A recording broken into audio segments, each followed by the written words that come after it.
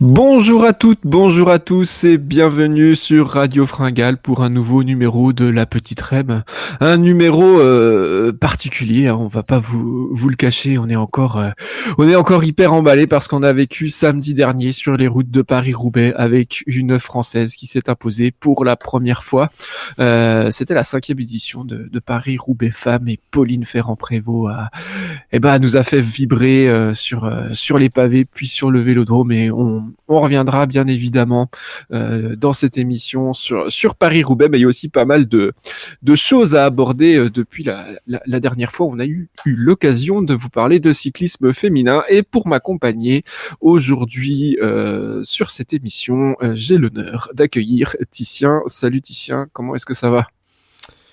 Salut Adri, salut tout le monde. Bah écoute, ça va très très bien. Je suis content de revenir sur la petite reine. Ça faisait un moment, mais je ne lâche pas le cyclisme féminin. Donc ouais, on a eu des choses à dire sur les dernières courses et forcément, un grand bonheur quand même de voir une Française lever les bras sur Paris-Roubaix et pas n'importe laquelle. Hein. Vraiment, je pense l'icône du cyclisme français, Pauline Ferrand-Prévot. Donc ouais, il y a pas mal de choses à dire, mais bon, en tout cas, un débrief positif pour moi sur ces dernières semaines. Bon, c'est bien. C'est sûr qu'il y avait des courses très très attendues. On est vraiment dans une période hyper haletante parce que toutes les semaines, hein, tous les week-ends, ça ne débranche pas depuis l'Estrade Bianchi à peu près. Il y a des grosses courses dans le calendrier féminin à chaque fois le samedi ou le dimanche, avec des courses plus ou moins palpitantes. Mais ça, on aura l'occasion d'y revenir aussi. Mais bon, voilà, en tout cas. On voit qu'il y a toujours un très très gros niveau dans ce peloton et quand même quelques surprises. C'est pas forcément les grosses favorites qui gagnent à chaque fois, même si on les retrouve à l'avant de la course. Donc voilà. En tout cas, il y a toujours pas mal de choses à dire. Et puis on finira l'émission en parlant des trois grosses classiques qui restent avec les Ardennaises. Avant de basculer en mode grand tour, mais ça, on y reviendra dans une prochaine émission. Pour commencer, je te propose, comme d'hab, on fait chacun un coup de cœur ou un coup de gueule. Qu'est-ce que tu as envie de nous raconter aujourd'hui ? Est-ce qu'il y a quelque chose qui t'a émerveillé ou qui t'a un petit peu agacé ? En fait, j'allais parler de Pauline Ferrand-Prévot, mais je pense qu'on en parlera plus tard dans l'émission, donc je vais changer mon fusil d'épaule. Et alors c'est plus un coup de cœur, un coup de solidarité à Elisa Longo-Borghini. C'est quand même une coureuse dont on avait beaucoup parlé. Je me souviens dans l'émission de début d'année là où on disait bon, elle part chez UAE, qu'est-ce que ça va donner, etc. Est-ce qu'elle part un peu en pré-retraite? Et puis on s'est rendu compte depuis le début de l'année que pas du tout. Elle avait déjà écrasé le Tour UAE. Elle était très forte sur l'ensemble des courses qu'elle avait disputées. Et puis notamment, elle arrivait comme grande favorite après sa victoire sur à travers la Flandre.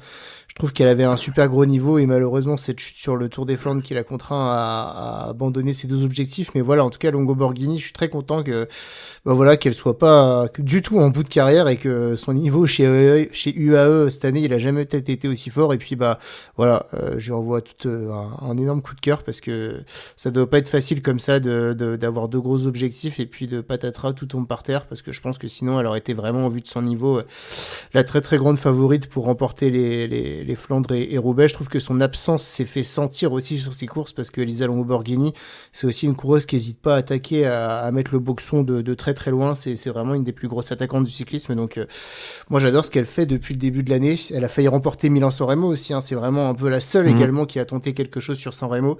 Donc ouais, vrai coup de cœur sur Elisa Longo-Borghini depuis le début de saison et j'espère que ça lui a pas fait trop de mal au moral, ces problèmes, et que physiquement elle va s'en remettre, moralement aussi, et qu'elle reviendra pour nous offrir encore du beau spectacle sur les prochaines courses. Ouais, c'est clair. En tout cas, on lui souhaite bon rétablissement. On espère la voir rapidement. Elle est annoncée là sur les Ardennaises qui arrivent, mais bon, on n'a pas, voilà, on sait pas si c'est vraiment actualisé en fonction de sa blessure. En tout cas, ouais, je suis d'accord avec toi.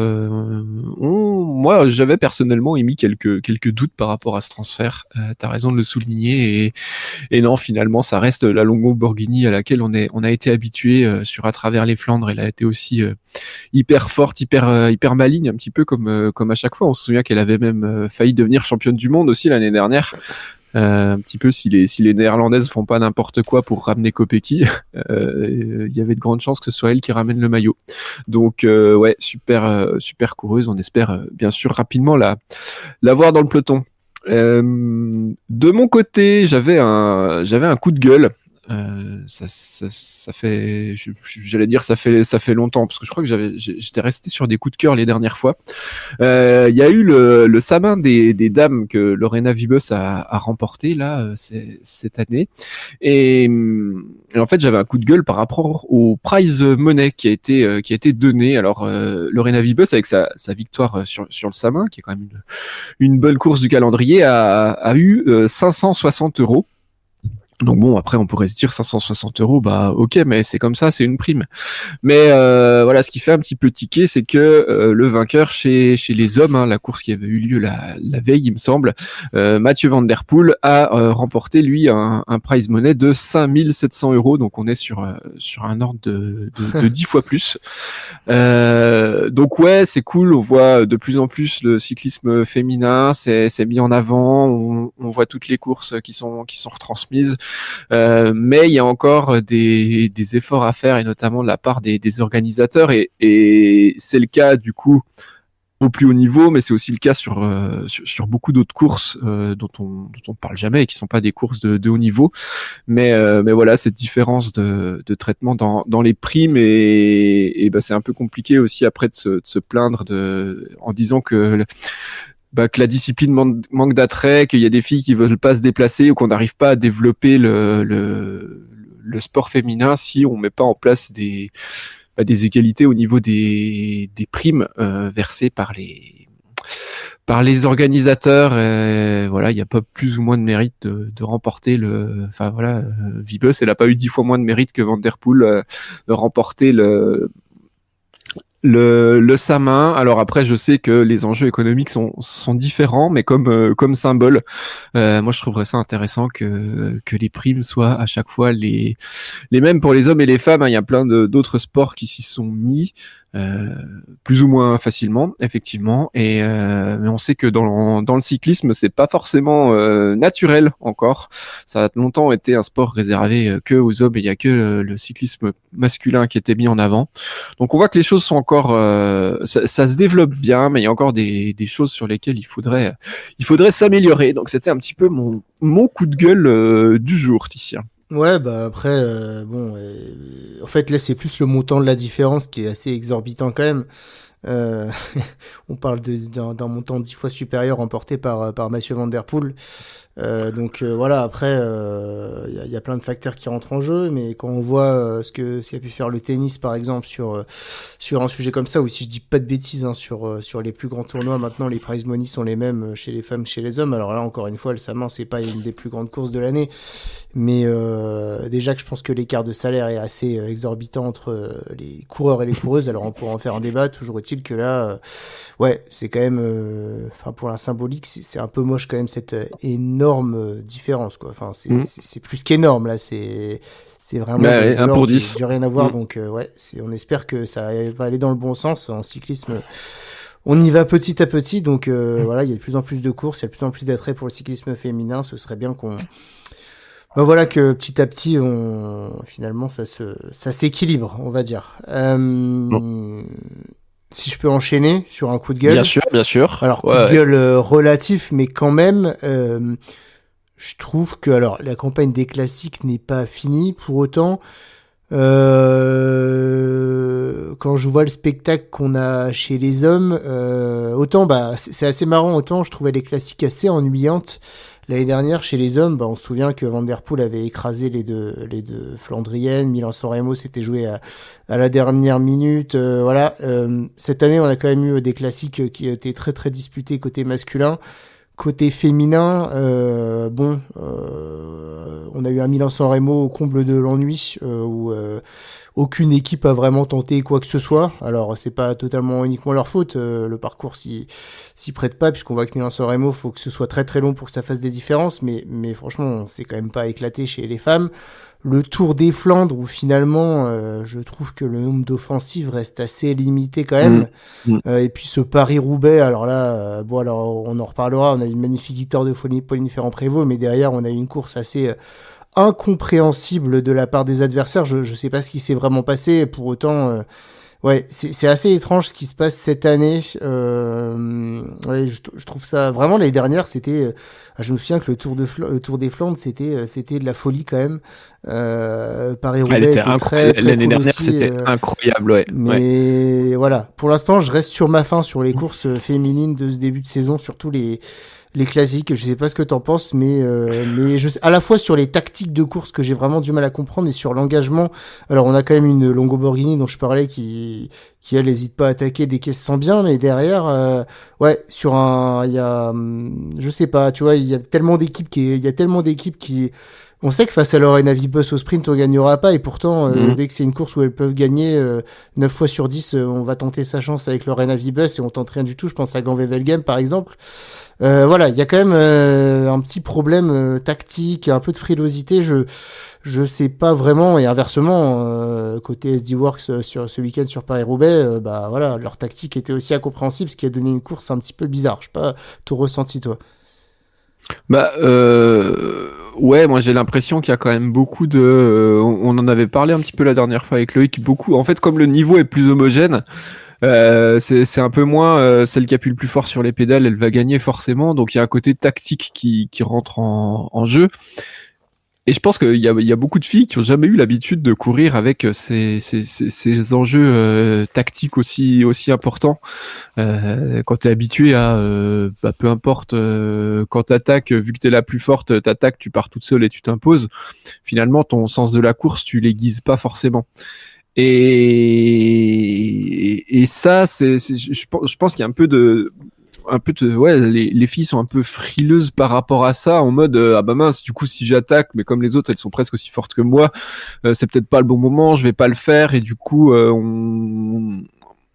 on va me contrer, je vais pas pouvoir partir toute seule. Voilà, il y a un peu de ça. Après, bah, de toute façon, je te propose d'enchaîner un petit peu hein, sur les trois courses dont on va parler, Milan-San Remo, Tour des Flandres et Paris-Roubaix. Par rapport à Milan-San Remo, moi j'attendais vraiment cette course avec impatience, mais aussi parce que bah, ça s'appelle Milan-San Remo, c'était sur le même final. Mais ça, on en a pas beaucoup parlé dans la dernière émission qu'on a faite, mais il y a on a eu un commentaire sur YouTube très juste qui nous disait ça, que la spécificité, c'est ce que tu as dit tout à l'heure, la spécificité de Milan-San Remo, c'est que chez les hommes, c'est une course très longue, du coup qui demande des qualités d'endurance hyper importantes. Et en fait, le fait que chez les femmes, elles fassent bah, la même distance que d'autres courses, ça enlève un petit peu son intérêt, et finalement il faudrait que Milan-San Remo fasse au moins 200 km pour les femmes, pour qu'on retrouve des équivalences, et pour qu'on retrouve des différences qui puissent se faire dans la Cipressa ou dans le Poggio. Alors c'est peut-être quelque chose qui est à l'étude, et comme c'était une première année, c'était un peu test. Mais c'est sûr que c'est dommage, en fait. On a l'impression que du coup on n'ose pas forcément attaquer. On va se contenter un petit peu presque du minimum. Le Tour des Flandres, de toute façon, c'est une course tellement difficile qu'au bout d'un moment, c'est les meilleurs qui sont devant et à la pédale. Mais c'est vrai qu'on n'a pas eu tant d'offensives que ça. Euh, ouais. Je sais pas. Ouais, c'est un peu compliqué à comprendre. Je sais pas, toi, sur le Tour des Flandres, par exemple, comment est-ce que t'as vu ça, où en fait il y a eu deux, trois grosses offensives, mais le reste, on a l'impression qu'on attendait le sprint, alors qu'il y avait Kopecky dans le final, que ça allait être un peu cuit. Bah ouais, alors c'est pour ça que je dis que c'est pas uniquement de la faute des coureuses. Effectivement, c'était pas assez dur comme épreuve finalement pour elles. Il faut que ce soit plus long, il faut que les qualités d'endurance soient plus hachées pour qu'il puisse se passer des choses. Mais pour autant, mine de rien, on voyait que c'était pas très dur, on voyait que c'était pas très long. Et si tu mets pas, enfin, si tu durcis pas la course de loin, c'est sûr que dans ce cas, il va rien se passer. Et j'étais quand même très très étonné de la non prise d'initiative de certaines équipes et dans Cipressa notamment, quand je pense à, moi j'attendais justement la FDJ Suez qui n'avait pas de sprinteuse, donc pour gagner, il fallait attaquer, il fallait se finir en solitaire ou, enfin, en tout cas, il fallait se débarrasser des sprinteuses et notamment Lorena Vibes. Et finalement, t'as la difficulté la plus dure qui est la Cipressa. Je n'ai ni vu Juliette Labous, ni Demi Vollering tenter quoi que ce soit. Moi, j'étais quasi sûr qu'ils anticiperaient avec Juliette Labous pour ensuite que Demi Vollering en place une. Il s'est rien passé du tout. Longo Borghini n'a pas bougé une oreille non plus. Vraiment, on a monté la Cipressa à allure. Il y avait du monde quand même dans le peloton. Quand tu vois qu'une Kat Ferguson qui a 18 ans, alors qu'elle a certes une énorme pépite, mais qui était encore là dans le peloton au sommet de la Cipressa, voilà, c'est que les qualités d'endurance, elles ont pas été mises à défaut et voilà. Donc et même dans le Poggio, alors je comprends que ça a monté très, très vite, mais tu vois, très surpris de la course encore une fois de la FDJ Suez, puisque tu fais attaquer certes une Juliette Labous qui est très fort, mais qui est pas une coureuse qui est vraiment réputée pour son punch, donc forcément en faisant mal aux adversaires, elle lâchait personne. Ouais, finalement il s'est pas passé grand chose. On a l'impression que les coureuses, elles ont un peu été prises au dépourvu comme nous en fait, et que la course est passée en un éclair avant qu'ils puissent ça allait trop vite, et finalement il y avait rien de possible à mettre en place. Et derrière, enfin, ouais, même en bas de la descente, à part Longo Borghini, personne n'a rien tenté. Enfin, c'était un boulevard quand même, c'était un boulevard pour Vibus, quoi. Donc, je sais pas, j'ai du mal à comprendre. Je pense que beaucoup d'équipes, mine de rien, ont beaucoup appris de cette première édition de Milan-San Remo, et si elles reviennent, elles ont bien compris que si la distance n'augmente pas, il faudrait vraiment durcir la course et tenter de loin, parce que le Poggio, sans avoir mis les jambes à l'épreuve et sans que tu arrives très entamé au pied du Poggio, ça pop, on l'a bien vu ici, ça fera zéro différence. Donc ouais, il faut vraiment lancer la course de loin. Est-ce que ça a fait réfléchir les organisateurs aussi sur augmenter la distance de la course? Peut-être, je ne sais pas. Toujours est-il que moi, à la fin, c'est pas une édition... Non, c'est voilà, sûr, c'est ennuyant. quand tu vois moi, ça moi, et que tu te dis que finalement, est-ce qu'il fallait faire un Milan-San Remo quand il y a le trophée Binda 3 jours avant? Si tu fais un Milan-San Remo, jouons la carte Milan-San Remo jusqu'au bout. Chez les hommes, c'est hyper réputé parce que c'est la course la plus longue de la saison. Faisons-en, enfin, il faut en faire la même chose chez les femmes, je pense, parce que finalement, sinon, ça reste une course plate de sprinteuse, et on l'a bien vu cette année. C'est ça en fait. Sinon, c'est une course qui a pas qui a moins d'intérêt et qui risque de moins faire de différence, si ce n'est qu'elle emprunte le même parcours que la course masculine. Après, je me dis que peut-être que sur Milan-San Remo, les filles et ceux qui ont fait, et peut-être les directeurs sportifs aussi, ont peut-être trop calqué la tactique sur ce qui se faisait déjà chez les hommes. Surtout que c'était la veille de la course masculine, donc on n'avait pas encore vu Pogacar faire tout péter dans la Cipressa. Et je pense que l'année prochaine, ils reverront aussi peut-être les tactiques en mode finalement il faut peut-être pas que attendre le podio parce que on n'y arrive pas, et essayer de partir de plus loin, et notamment se servir de la Cipressa, et voilà. Donc on verra. Mais en tout cas, moi, c'est sûr que j'espère que la course sera plus longue. Faut qu'elle fasse 200 bornes en fait minimum pour que ça soit Milan-San Remo finalement. Ouais, voilà. Non, mais on peut continuer parce que j'ai rien de plus à dire finalement sur cette édition. Non, moi non plus. Je pense qu'on peut parler, on peut passer au Tour des Flandres, où le Tour des Flandres, c'est pareil, c'était pas une course de folie comme on a vu l'année dernière notamment, où il y avait pas mal de rebondissements, des offensives, des filles qui se font rattraper. Là, en gros, ça s'est joué dans le dernier Vieux Quarmont, où il y a 4 filles qui sont sorties à la pédale, et puis qui sont allées se jouer la gagne. Le dernier passage sur le Paterberg n'a pas non plus fait de grosses différences. Victoire de Kopecky devant Ferrand-Prévot, Liane Lippert et Nivia Doma, les 4 arrivés au sprint. Je sais pas si pareil, je restais un petit peu sur ma faim quand même après la course. Bon, ça reste le Tour des Flandres, donc ça reste des courses toujours cool à suivre, et puis il y a toujours la petite excitation de ces grosses courses. Mais ouais, je trouve que c'est un peu enfin, il s'est pas passé grand chose au final. Bah, en Voilà. fait, c'était une course par élimination. Finalement, en fait, je pense que Kopecky fait peur à tout le monde, mais que Mm. Kopecky, aussi forte qu'elle est, elle n'était pas non plus impériale. Si elle a fini à 4 avec les autres concurrentes avec qui elle a fini, c'est aussi qu'elle n'était pas forcément en mesure de les lâcher.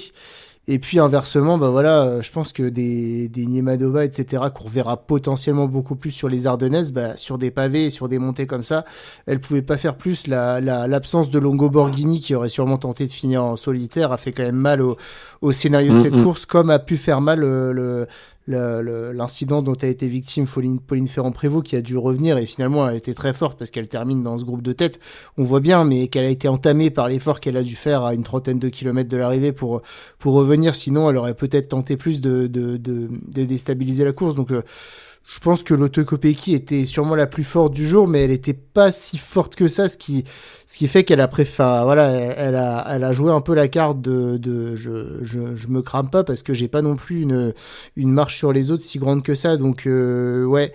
Ouais, mais après, il y a des coureuses qui ont déçu, hein. Une Pug Peters, je la Ouais, trouve un peu ouais. en retrait par rapport à ce qu'elle a pu Depuis, faire les années précédentes. ouais, depuis le début de la saison. Hein. Mm. Ouais, voilà. Et donc après, il manque des coureuses. Tu vois, une Demi Vollering, elle a pas fait le déplacement cette année. Je sais pas pourquoi elle était pas sur le Tour des Flandres, mais c'est aussi une coureuse qui aurait eu intérêt à ce que la course explose de loin et à finir en solitaire. Elle était pas là. Donc ouais, finalement, bah, et Marianne Vos, je pense qu'elle a eu un accident, si je dis pas de bêtises, sur cette course. Donc voilà, elle a pas fini dans, Mm. dans le groupe de tête. Donc ouais, en fait, il manquait pas mal de monde finalement qui avait intérêt à faire mal, et donc bah, les filles qui restaient avaient pas le potentiel physique pour Mm. attaquer de loin, et on l'a bien vu d'ailleurs, hein.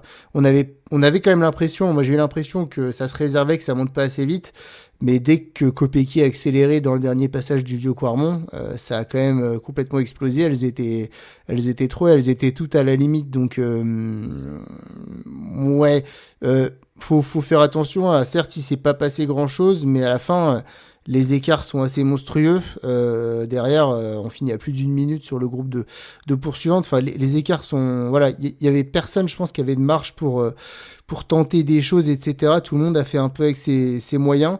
Donc voilà, moi je suis un petit peu déçu qu'il n'y ait pas plus. Il y a eu la classique Niemadova dans le dernier kilomètre qui emmène tout le monde. Voilà, parce qu'elle peut pas gagner au sprint. Mais tu vois, quand j'entends une Liane Lippert se dire, voilà, moi je pensais que j'avais mes chances au sprint, donc j'ai joué ma carte au sprint. Bah, Liane Lippert, elle a déjà gagné des sprints, mais c'était en boss. C'est une excellente puncheuse. Sur le plat, Mm. j'y croyais pas trop. Pauline Ferrand-Prévot, elle avait déjà fait énormément d'efforts. Donc ouais. Disons que l'Otto Kopecky a parfaitement maîtrisé son sujet. Elle a fait en sorte un peu de calmer ses adversaires, et elle savait qu'elle les battrait au sprint. Donc je pense que certes, c'était pas une course qui était hyper attrayante dans son déroulé, mais à la fin, tout le monde a bien fini cramé. Ouais, puis au final, moi je me dis que Kopecky, elle s'est retrouvée avec des adversaires qui étaient sûrement très contentes d'être là à l'avant. Ouais, ouais, sûrement. Et que ça a pu. Enfin, je me dis que s'il y avait eu Vollering et Voss, ça se serait peut-être pas passé de la même façon parce que elle, ce qu'elle visait, ce qu'elle viserait, parce qu'il n'y avait pas Vollering hein, sur la course, mais c'est avant tout battre Kopecky.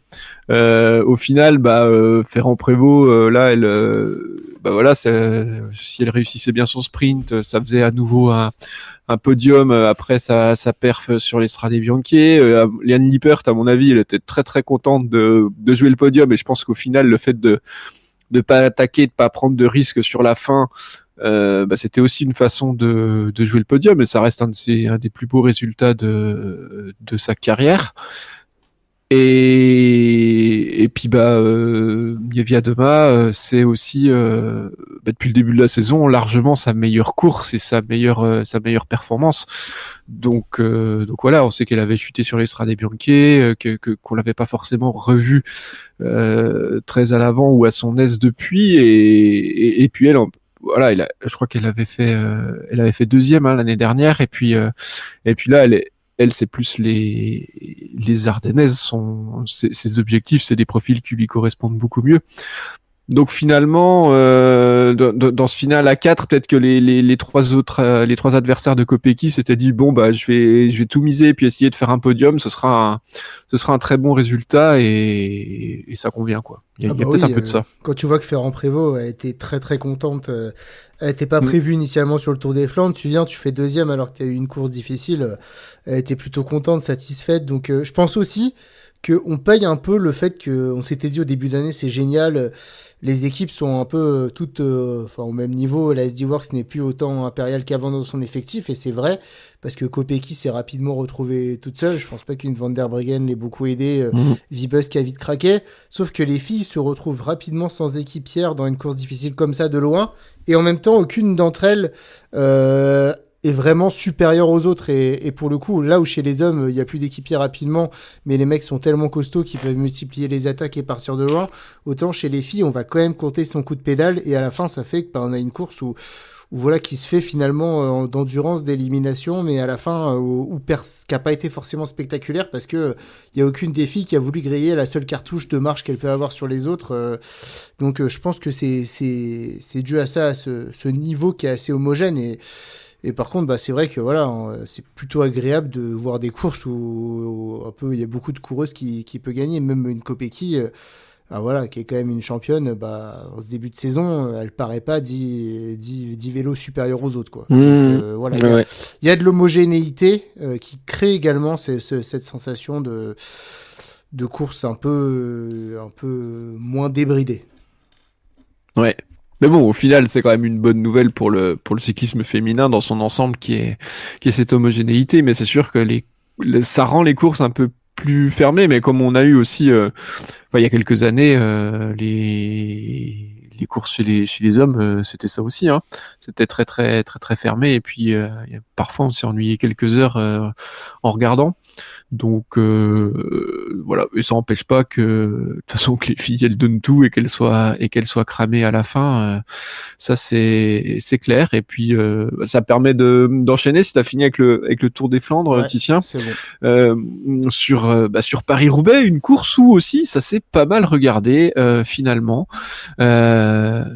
Des favorites et des groupes de favorites où il y avait finalement pas une fille qui était largement supérieure aux autres. On sait que Paris-Roubaix, ce qu'il y a de particulier, c'est que il y a pas de montée, il y a pas d'ascension, donc c'est les pavés qui font la différence, et ça réserve parfois quelques surprises. Mais là, l'offensive a pas eu lieu, l'offensive décisive a pas eu lieu sur les pavés de la part de Pauline Ferrand-Prévot, mais entre deux secteurs, sur un faux plat, on va dire, une petite bosse pour aller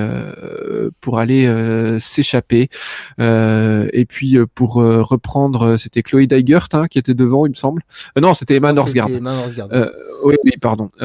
Qui elle l'a rattrapé, et puis elle l'a lâché sur un des derniers secteurs pavés avant d'aller s'imposer sur le vélodrome de Roubaix. Et avant de te donner la parole, Titien, moi, ce qui m'a impressionné sur cette course, forcément, Pauline Ferrand-Prévôt, c'est vraiment son sens tactique. Je trouve que depuis le début de l'année 2025, pour une fille qui a quasiment pas couru depuis 10 ans sur la route, elle court hyper juste. Elle arrive à faire les efforts au bon moment quand il faut. Elle sent la course, comme quand elle était partie sur l'Estrade Bianche. Elle avait anticipé la grande offensive de Vollering et de Van der Breggen. Et là, je trouve qu'elle attaque à un moment très hyper judicieux. elle avait pas forcément la pancarte pour qu'on lui saute dessus tout de suite. Et on voit, hein, il y a quelques secondes d'hésitation. Il y a deux filles qui essaient de revenir sur elle derrière, et puis après, en fait, c'est fini et elle se met en effort. Je me mets à bloc pendant un peu moins d'une heure, chose qu'elle savait très très bien faire en VTT. Donc c'est le type d'effort qu'elle affectionne. Mais ouais, moi je la trouve vraiment impressionnante là-dessus. Elle était pas forcément la plus forte. Samedi, je pense que la plus forte c'était Marianne Vos. Elle était hyper impressionnante et même si à mon avis elle est très contente que Ferrand Prévôt ait gagné, je pense qu'elle a toujours cette frustration de pas y arriver sur Paris-Roubaix. Et là, elle a même pas pu choper la troisième place du podium, battue par Vibus au sprint. Mais voilà, elle était hyper costaud, Ferrand Prévôt. Mais c'est pas dit qu'elle aurait pu faire la différence sur les secteurs pavés. Et en fait, elle était tombée, enfin elle était gênée par la chute. Elle a mis un petit moment à revenir. Elle était dans un deuxième groupe et puis elle profite du petit moment de flottement qu'il faut. Les filles se ravitaillent. Il y a un faux plat qui permet de faire une petite différence. Et puis après, elle va au bout, on la revoit pas. Franchement, c'était magnifique. Et l'arrivée sur le vélodrome, là, c'était top. Ça a fait vivre en tout cas des belles émotions en tant que Français. Donc c'est vraiment vraiment génial à vivre. C'est une belle vitrine en tout cas.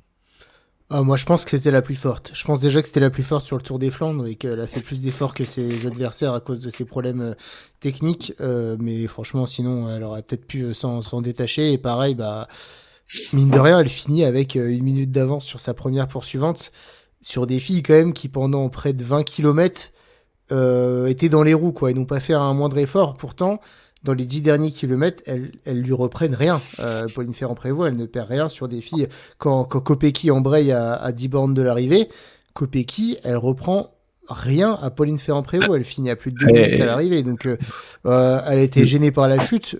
Alors, certes, il y a une énorme erreur tactique de la SD Works qui a fait n'importe quoi sur cette course. Je sais pas ce qui se passe, si ça se parle entre Kopecky, Vibus, etc. Vibus, T'as l'impression qu'elles sont pas d'accord et que ça change tout le temps en fait. Ouais. Je sais pas. Vibus, elle prend quand même une énorme place dans cette équipe, alors qu'on roule pour elle sur du Milan-San Remo, sur du Ganvé Belgium, je comprends. Mais là, Vibus, elle a jamais mis un coup de pédale. J'ai l'impression qu'on a roulé toute la course pour elle dans l'équipe SD Works. Et à la fin, Vibus, elle a été complètement cramée. Donc certes, elle finit 3ème sur son sprint, mais franchement, elle pouvait pas faire mieux. Donc ouais, mais en fait, à aucun moment, Pauline Ferrand-Prévôt, qui fait 2ème du Tour des Flandres l'année dernière, qui fait 4ème de San Remo avant son déclassement, qui fait 2ème, 3ème du 3ème d'Estrade Bianche, tu la laisses partir comme ça. C'est une énorme erreur de la SD Works. Il faut qu'il y en ait une des deux qui soit tout de suite dans la roue.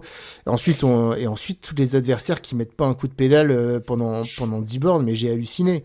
Je me suis dit, en fait, à partir du moment où elle avait plus de 30 secondes d'avance, je me suis dit, à moins qu'il y en ait une qui cache son jeu et qui a un niveau pour revenir, c'est fini, quoi. Et le temps que ça a mis de se mettre en route, Kopecky pour Vibus, etc., c'était fini.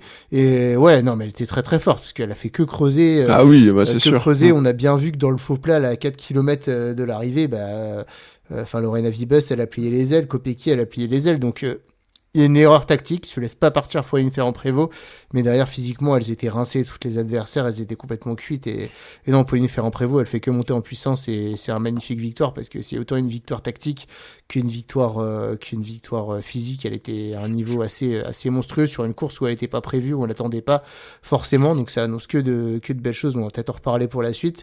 Et ouais, c'est un magnifique succès, et encore une fois, chapeau à Marianne Vos, qui derrière, c'est clair qu'elle a bien contré chacune des attaques, fait en sorte que derrière ça puisse pas s'organiser. Mais je pense que de toute façon, à partir du moment où Ferrand-Prévôt elle était partie et que tout de suite on n'était pas revenu dans sa roue, qu'on avait peu mené la chasse dans les 2 minutes après, c'était fini. Elle était trop forte. Donc ouais, magnifique victoire de Pauline Ferrand-Prévôt, c'est incroyable. Elle était impressionnante sur les secteurs pavés. Tu te dis que 3 jours avant, elle découvrait les pavés. Et en fait, c'est là aussi où tu vois. Et en plus, elle était malade. Ouais. Et elle pensait pas prendre le départ le matin. C'était encore incertain. Et c'est là aussi où tu vois, je pense, l'expérience en VTT qu'elle qu'elle a avec les 10 dernières années, et même quand elle faisait du cyclocross, où tu te fais des repérages de circuit, tu dois voir un petit peu les endroits où ça passe, comment se positionner, comment techniquement gérer. Et du coup, elle a pas besoin de beaucoup de temps sur la route, parce que sur la route, c'est quand même pas aussi compliqué qu'un circuit de VTT à retenir et puis à comprendre les passages un petit peu clés. Et du coup, je pense que voilà, elle fait une fois le secteur pavé, après, elle sait exactement où il faut mettre les roues. Et ça t'aide à pas perdre d'énergie toute la journée.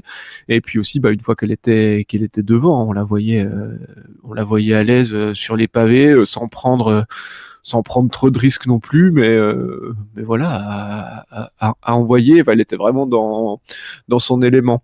Et ouais, je pense que ça vaut le coup aussi de reparler un petit peu de cette tactique des Easy Works, et puis aussi Lorena Wiebes. En fait, j'ai l'impression que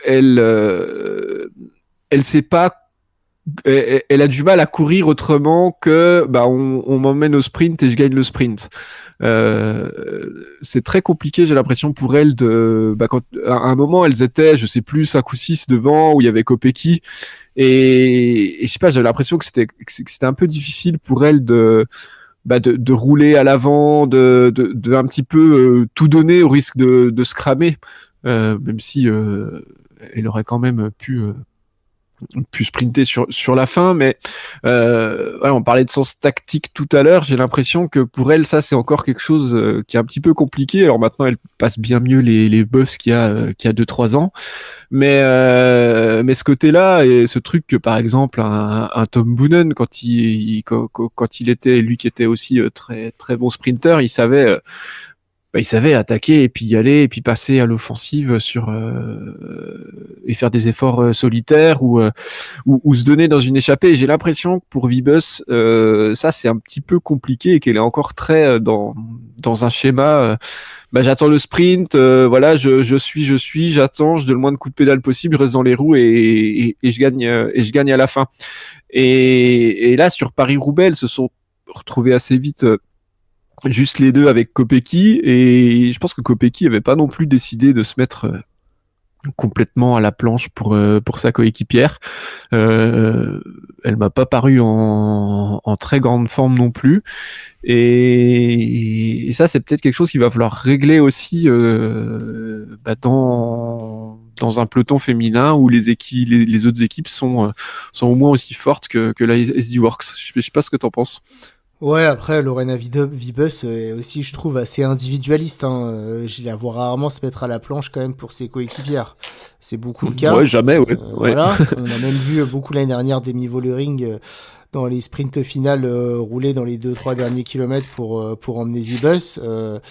Quand Demi Vollering elle chute avec le maillot jaune, Lorena Wiebes elle fait son sprint pour la 5e ou 6e place à l'avant. À aucun moment ça lui vient à l'esprit d'attendre Vollering. Donc la responsabilité pour moi elle est aussi de côté de Lorena Wiebes.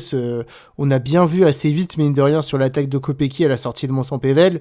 Il y a que Vos qui suit et que Wiebes elle plie assez rapidement les ailes et que dans tous les cas si la course se durcit elle sera pas là pour le final. Donc c'était à elle aussi de se dire non en fait je pourrais aller loin, je pourrais sprinter mais gagner ça va être vraiment compliqué. Et Wiebes on lui a tellement travaillé pour elle depuis le début de l'année, elle a remporté Milan-San Remo, elle a gagné également le Gand-Wevelgem, enfin voilà, elle fait quand même un début de saison de tonitruant où ses équipières se sont mis à la planche. À partir du moment où tu sens que t'es pas au mieux quand même, malgré tout le travail qui a été fait pour elle, finalement, elle a jamais réussi elle finit 3e devant Marianne Vos au sprint, mais on a même dans le faux plat final, là, quand ça attaque à la fin, on voit bien qu'elle revient parce qu'il y a des coureuses devant elle, mais qu'elle subit la course, donc il y a aussi une responsabilité de sa part à un moment de se dire je vais me sacrifier pour le Kopecky.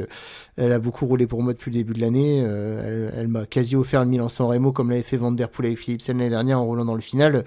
À moi de le faire, et ça elle l'a pas fait, donc et puis en fait alors peut-être que Kopecky se sentait pas très bien et qu'elle s'est sacrifiée, mais dans ce cas pourquoi elle l'a fait aussi tard?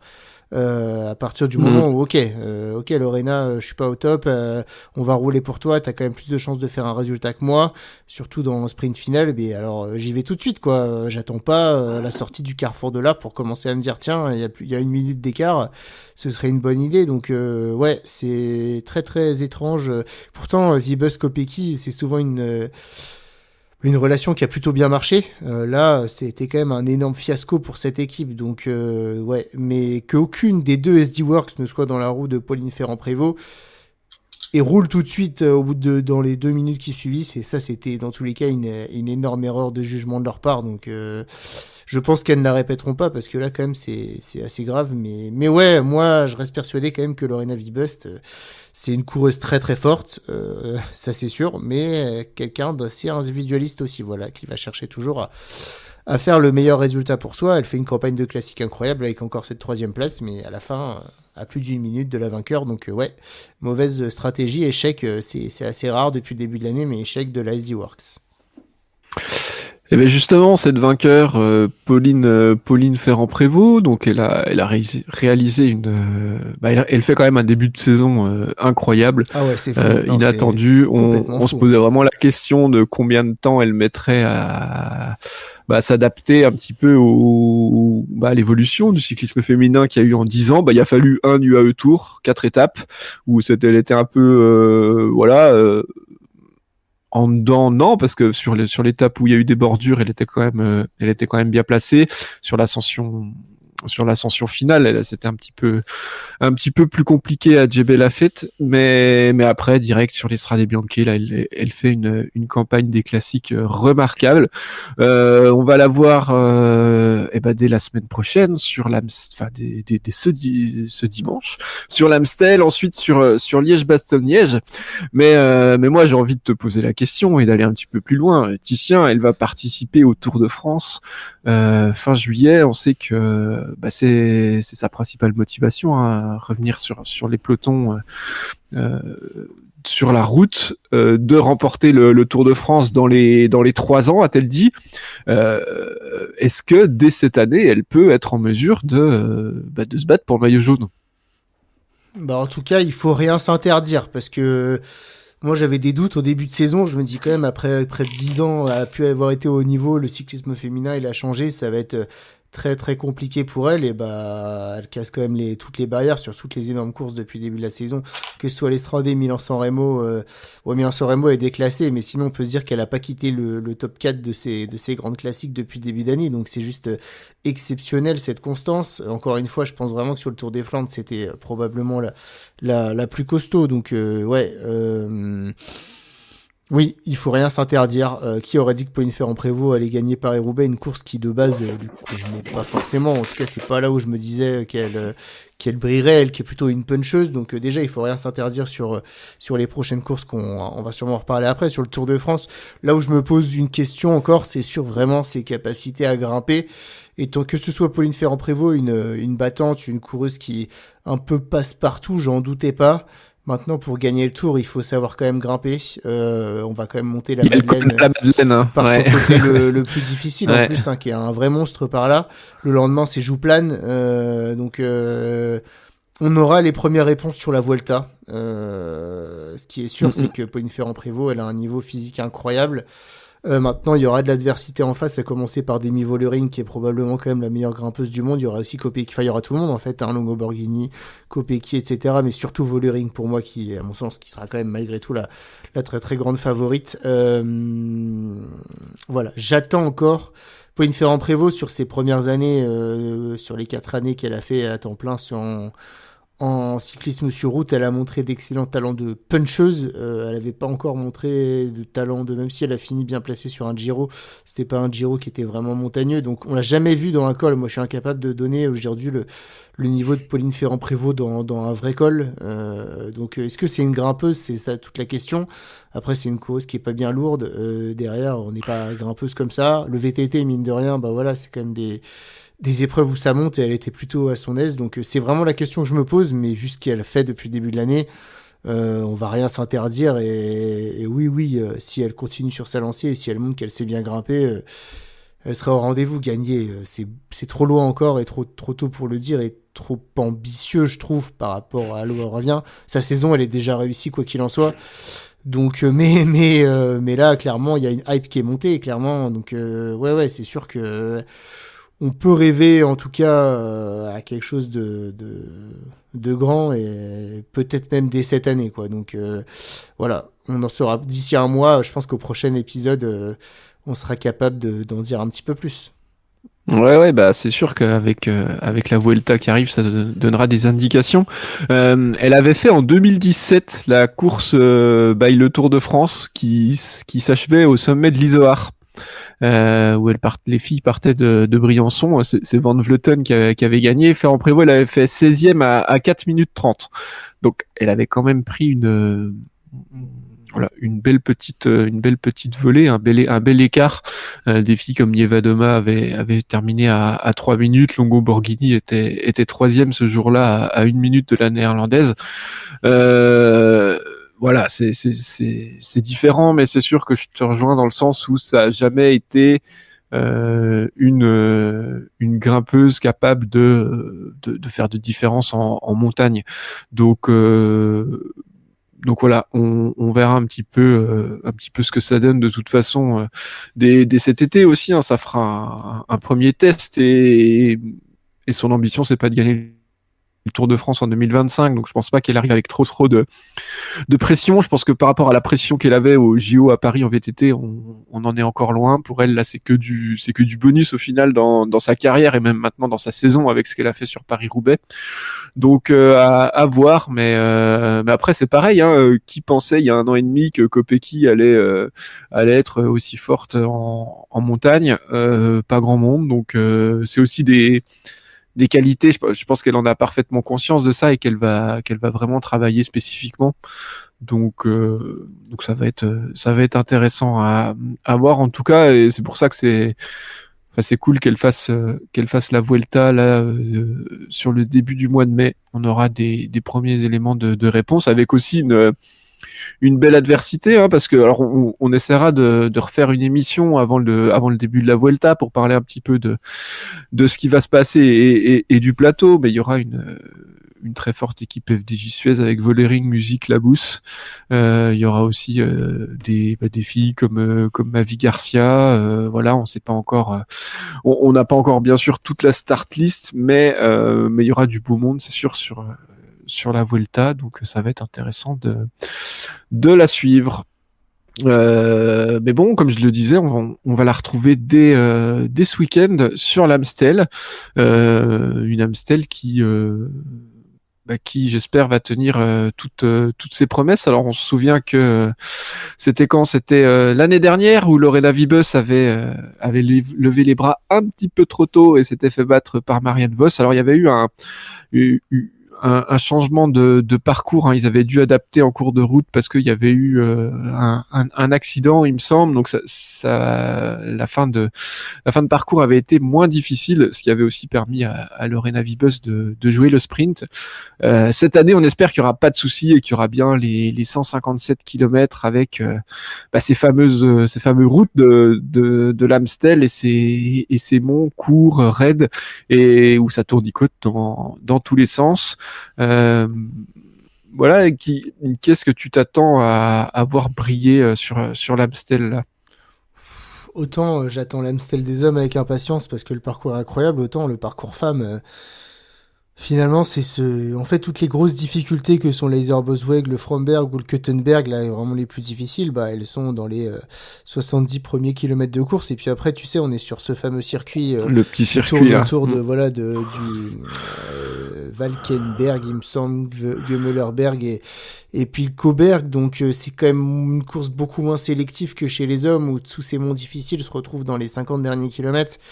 Donc c'est pas pour rien que l'année dernière c'est Marianne Vos qui a gagné devant Lorena Wiebes et vu ce que je vois depuis le début d'année, je pense que voilà, on va attendre le dernier tour pour un peu tout le monde.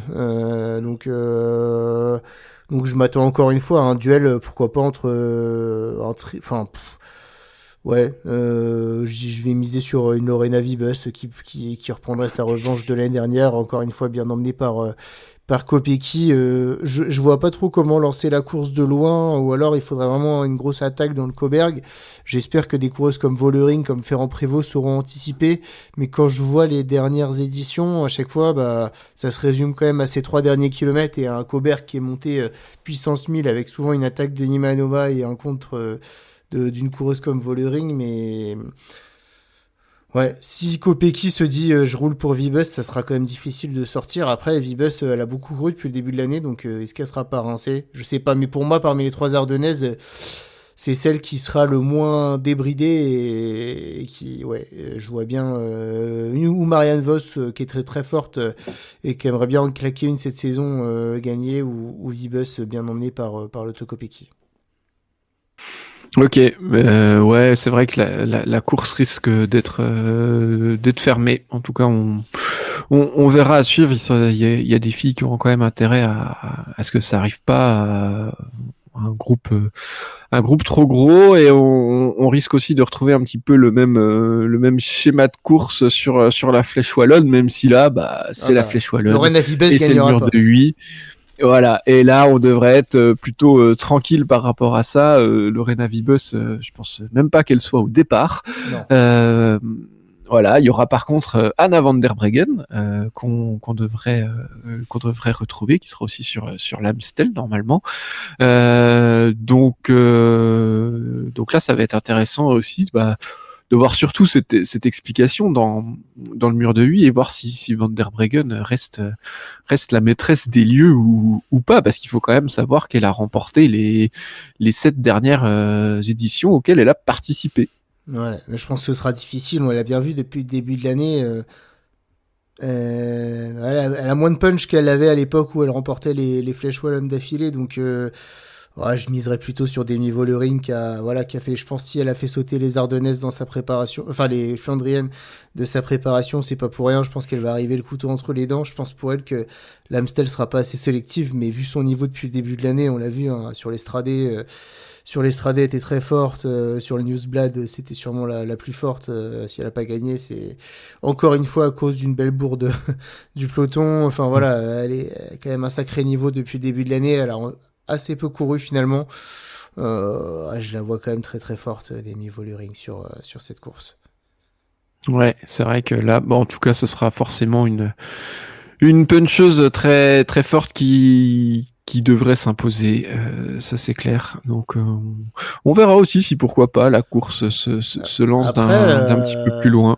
je sais pas si Pauline Ferrand-Prévot va la faire, mais elle l'a remporté en Elle 2014, était la pas Flèche prévue. Wallonne. Ouais. Si elle est au départ, attention à elle aussi, parce que vu sa montée en puissance ces derniers jours et le punch qu'elle a, ça peut être aussi une belle carte. Donc voilà, j'aimerais bien voir ce que ça donne déjà Pauline Ferrand-Prévot sur une flèche, pour déjà me faire une petite idée de ses capacités, même si on le verra à Liège aussi, de grimpeuse.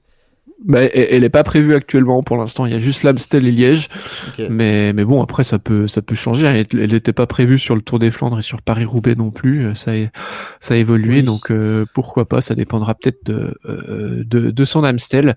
Mais effectivement, on la retrouvera sur Liège pour venir, bah voilà, pour terminer cette belle campagne des classiques 2025, avec bah, un Liège-Bastogne-Liège qui est plutôt un Bastogne-Liège en termes de parcours, et là pour le coup on a un final qui est proche. Je crois qu'il est pas tout à fait similaire, mais si, c'est pas loin, où il y a un petit peu, enfin voilà, au niveau des côtes, c'est un petit peu différent, c'est un peu plus condensé dans le final.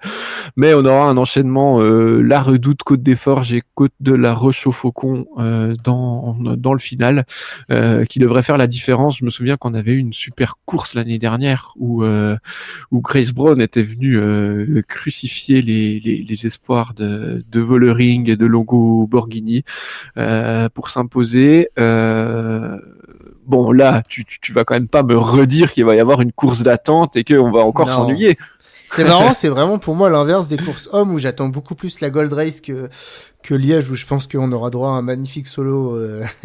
On en reparlera peut-être plus tard, mais dans une autre émission. Mais autant là, voilà, autant je suis pas beaucoup d'attentes sur l'Amstel côté femme. Mais alors Liège, voilà, je pense que ça peut être une course très ouverte. Elles seront toutes là, Vollering, Kopecky, Pauline Ferrand-Prévot, Longo Borghini si elle se remet, Labousse, Vita Music. Enfin voilà, vraiment toutes les Katarzyna Niemanova, vraiment il devrait y avoir un niveau assez incroyable sur ce Liège-Bastogne-Liège, donc ça reste une course très très ouverte. On l'a bien vu l'année dernière où Vollering a réussi en étant, je pense, la plus forte à ne pas gagner. Donc ouais, ça c'est vraiment la course chez les femmes là que j'attends le plus. Et là on aura des vraies indications en plus pour Pauline Ferrand-Prévot, parce que ça reste une course avec beaucoup de dénivelé. Donc déjà comment elle supporte le dénivelé d'une course comme ça.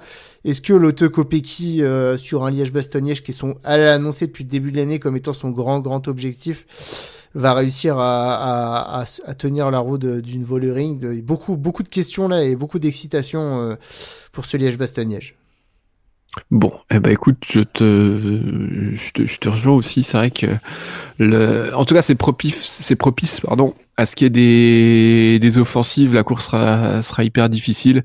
Et pour le coup, ça monte, ça descend, et on connaît la difficulté des côtes de Liège-Bastogne-Liège, donc ça va forcément être palpitant, et j'espère qu'on aura une belle course, et une course animée un petit peu plus en tout cas que ce qu'on a pu voir sur certaines épreuves de la saison. Merci Titien pour cette émission. Je sais pas s'il y avait quelque chose encore que tu voulais rajouter par rapport à tout ce mois d'avril, mars-avril là de classique. Non, j'ai hâte que voilà, on continue, qu'on en sache un peu plus, et puis ensuite les grands tours vont arriver, donc on va avoir d'autres types de coureuses, donc non, j'ai hâte de voir comment ça va continuer. Eh ben nickel, merci beaucoup, merci beaucoup de nous avoir écoutés jusque là. On essaiera de vous refaire une émission après Liège et avant la Vuelta pour présenter un petit peu cette Vuelta qui s'annonce aussi hyper intéressante, où on verra Vollering tenter de remporter pour la première fois un grand tour sur le maillot de la FDJ Suez. Et ben si vous nous avez écoutés aussi jusque là, si l'émission vous a plu, n'hésitez pas à nous mettre un petit commentaire, à mettre un pouce et à vous abonner bien sûr à Radio Fragale si ce n'est pas déjà fait. On est passé il y a quelque temps déjà au-dessus des 3000 abonnés. Je crois qu'on est même à plus de 3100 si je me trompe pas. Voilà, donc on se retrouve très vite, et dans une quinzaine de jours on l'espère, pour parler de cyclisme féminin, et puis très très rapidement pour parler de cyclisme masculin, et également des Ardennaises qui arrivent très très rapidement. Et bien évidemment, pensez à vous alimenter car la fringale guette. À bientôt tout le monde. Ciao ciao. Ciao tout le monde.